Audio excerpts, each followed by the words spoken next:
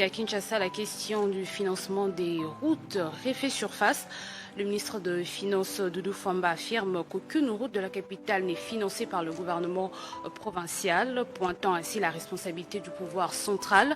Une déclaration qui relance le débat sur le rôle réel des autorités locales, alors que l'état de la voirie continue de susciter des vives préoccupations chez les habitants.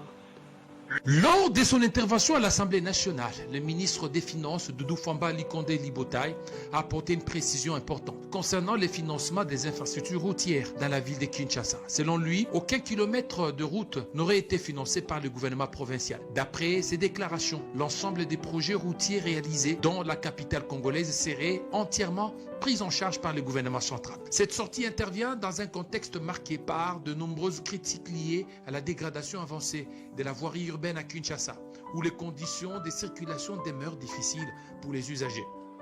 Toutes les provinces dans la première et deuxième phase sont déjà couvertes. C'est ainsi que vous pouvez constater les travaux de modernisation des infrastructures routières, des voiries, à Mbandaka, à Iziro, à Buta, à Kizangani, à Kinshasa, à Chikapa. Je regarde l'honorable Mouchongo, les érosions, les routes, les voiries à Chikapa, je confirme, en cours. Je ne vais pas oublier Bwende, je ne vais pas oublier Kinshasa qui est prise en charge totalement par le gouvernement central.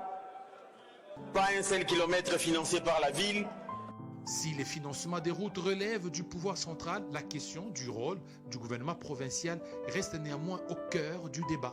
Celle-ci est notamment attendue sous plusieurs aspects essentiels. La gestion des infrastructures urbaines, l'entretien des routes existantes, le suivi et le contrôle de l'exécution des travaux. Ces déclarations relancent ainsi la réflexion sur la répartition des responsabilités entre les différentes institutions publiques, dans un contexte où les attentes de la population en matière de mobilité et de qualité des infrastructures restent très élevées. En toile de fond, une interrogation persiste. Quelle est concrètement la contribution du gouvernement provincial dans l'amélioration des routes à Kinshasa?